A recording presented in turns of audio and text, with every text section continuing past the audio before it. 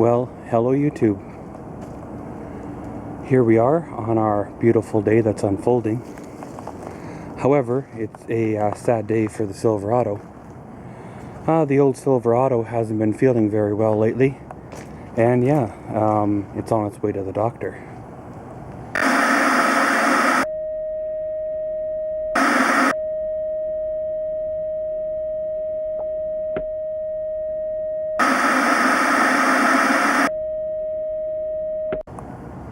Yeah, I know. I talk about a truck like a person, but at the same time, they do become a member of the family, and when it does go into, well, the mechanic, you wonder, how it's going to do and how big the bill's going to be, right?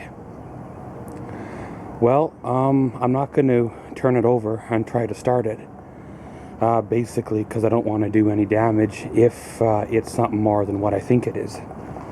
Pretty much when you go to start it, it'll just turn over or crank until virtually the battery goes dead.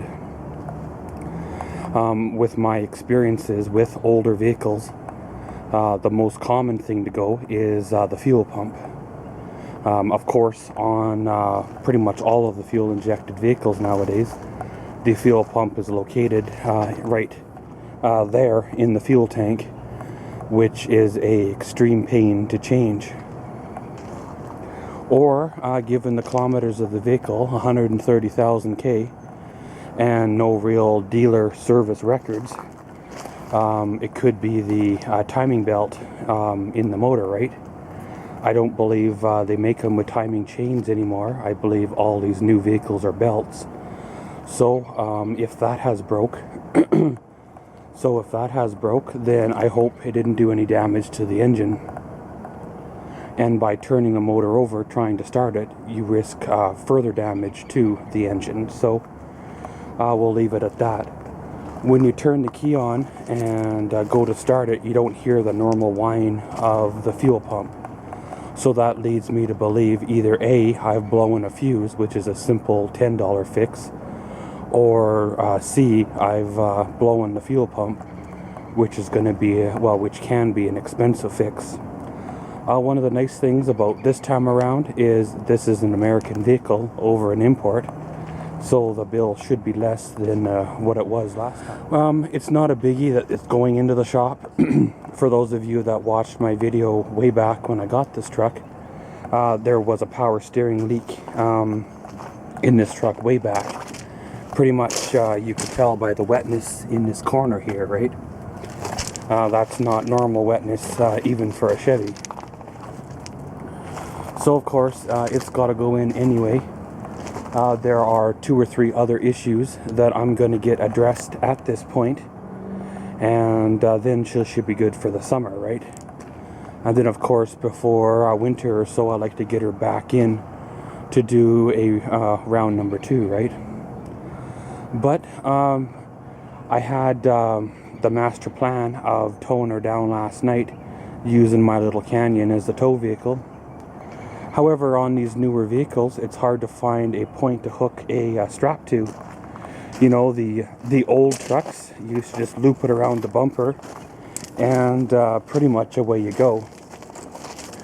These newer trucks, they have the frame that comes out that bolts to the plastic crash bar there that goes all the way across. And then, of course, the tow rope runs underneath the plastic air dam there, right? Now, I could just probably just run the tow rope through and been fine. However, if I were to crack that plastic air dam, then I've just spent more than the tow job to get it down there, and not to mention, dragging it through traffic on a 25-foot or so tow rope is not going to be too much fun, right? You run a very strong chance of somebody hitting you, or you hitting somebody. Because keep in mind, this vehicle is going to be virtually dead weight. It's not going to have not going to have good steering or good brakes because it's not running. And if something does happen very, very fast, you better be able to jump on those brakes to stop, right? But guys, it's been a good truck over the last year. As you've seen, we've done 2 or 3 little videos where I changed the heater control on it, which I consider to be maintenance. You know, they go on all vehicles no matter what year, as well as battery, which you got to have a battery in order to start it, so that's mandatory. And I don't believe I ever did a tire video when I did the winter tires on it, but that's, you know, so really this will be the first major repair that I've done to this truck in the year that I've had it. So I've called the tow truck. The tow truck is on its way. I'm going to try to get a shot of him hooking it up. I'm not sure if I'm going to be able to, but if I can, I will insert the shot right here. If not, then, well, we'll continue on with the video.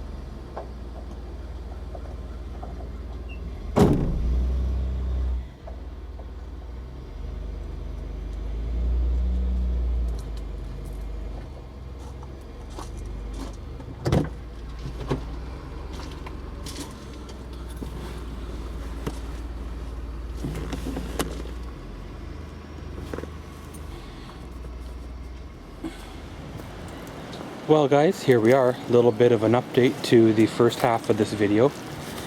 Well, I believe the last scene you seen was the tow truck pulling out of the driveway with the old Silverado behind her.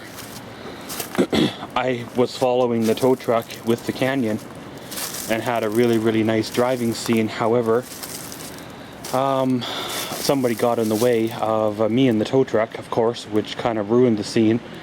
Plus, being it was that early in the morning, the sun was coming up as well, so it was kind of messing over the shot. So I just, you know, pulled out and went away, right? Well, this is day 2, I guess you could say, without the Silverado. I'm having kind of separation anxiety. It's kind of weird, you know, when you've got the truck sitting in the driveway, and even though if you don't drive it for 3 or 4 days, it feels different just to know you have it. And you know, to not have it in your driveway and not be able to drive it, even if you don't want to drive it, it's kind of like, feels like you're missing something, right? I guess in a way you kind of are. Well, got me a call there from the shop that's been working on the old Silverado, and well, they were diagnosing what was wrong with it. They say it has excellent fuel pressure, even though I couldn't hear the fuel pump do its normal whine. And they were saying that they're going to start with a basic tune-up and then kind of work its way from there. On these newer vehicles, they have that ECM or PCM or whatever type of fancy electronic box, you know, that basically controls the you know, fuel and spark and air and all that. I'm hoping it's not that, because that's an expensive little box to have to replace. Granted, it is a you know, an American vehicle, so it's not like an import or something, but still, it's not, won't be a cheap touch if that's it. So just waiting for them to get back to me and basically get you know, their diagnosis on what's wrong with it, and well, then hopefully she'll be good to go. So we'll keep you guys posted, and hopefully next time you see me, we're wheeling on down to pick her on up. Well guys, hello, here we are. A few days later from the first part of this here video. Well, as you see, we got the old Silverado back from the shop. Well, they had it in for a total of about a day and a half. They were able to diagnose the problem fairly quickly, as well as fix it fairly quickly. And of course, while it was in, I had them do little things on my list to it as well. Now, of course, some of these items a guy probably could have done himself, you know, in his garage or his own driveway, and saved the labor cost, you know, of paying someone else to do it. But while it's in the shop, you know, you got the professional mechanics working on her, and you know, you're busy at work or doing other things and don't have time to deal with it. Sometimes it's just easier to, well, you know, pay someone else to do it and get her done. So of course, for those of you that have known me for a very, very long time will know I've had bad experiences by taking older vehicles to mechanic shops. Not because, well, they overcharge or replace parts without permission, but basically I've had, you know, one vehicle disappear and was stolen from a mechanic shop, and unfortunately my insurance did not come through to replace that vehicle. Well, here we have the invoice, you know, the work order from the truck. Of course, I've covered up the personal information as well as the company name and phone number, just for, you know, confidentiality reasons, and well, to be nice to the person or the place that did work on my vehicle. So of course, basically they had to diagnose no start vehicle, towed in, was running good, shut off, now would not start. They checked fuel pressure. Fuel pressure was great, so it wasn't the fuel pump, so I guess in a way that's a good thing. They performed a minor tune-up, replaced spark plugs, installed new distributor cap, rotor, replaced ignition wires. Basically, those are all the parts numbers for the vehicle. While it was in, I had them replace the fuel filter, as well as fix the power steering leak. It did have a bad power steering pressure hose. I probably could have changed that myself, easily, myself. However, I didn't know the part number, nor did I want to order a, well, I believe that's a $157 line from the jobber and have it be the wrong one. So of course, I had them do a couple other things. Of course, they had to redo the power steering fluid. And while it was in, it didn't have a parking brake on it, so I had them redo the parking brake as well. So all that work and all that came to a grand total of $1,259.12. which kind of sucks, but hey, I guess you have to have it, right? Well, maybe it's just me. Maybe it's just because it's, you know, had a tune-up done to it and all that. But it feels like it does have more power than it had before. And well, it feels like it's running better, which of course it would be after the tune-up. One thing I do like now is having the park and brake, because there were times where I could have used it, you know, like in the winter, and you know, it wasn't there, right? So let's give her a start. We have ourselves a 2003 Chevrolet Silverado, 4.3 liter engine, 145,780K. Here we go.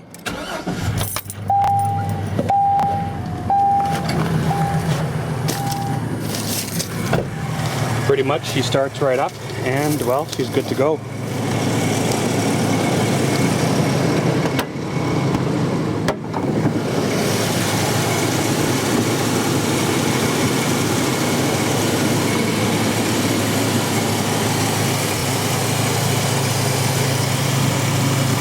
One thing here is they wiped off the battery. The battery was really oily from the power steering fluid. Looks like they did a little bit of degreasing under the hood as well.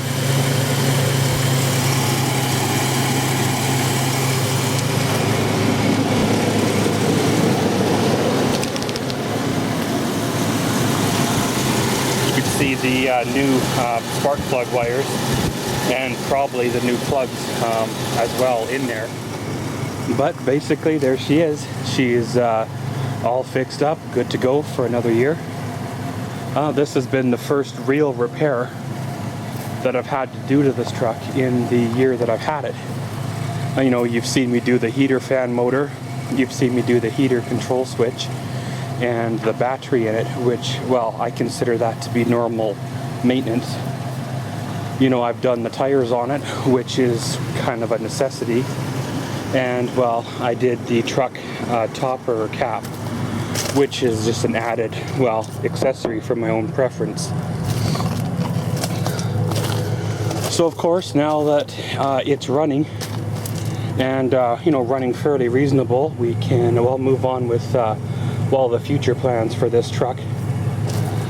You know, it's been a good truck in the year that I've had it. I haven't really done much with it. A couple of road trips to the old city, pulled a few little trailers with it, nothing major. But it's nice to know that it does run, and, well, it shouldn't let me down if ever the chance be that I need it, right? But guys, this has been kind of a happy ending to a sad beginning video for the 2003 Chevrolet Silverado. So as always, thanks for watching Maxwell's World. Comment, subscribe, and enjoy.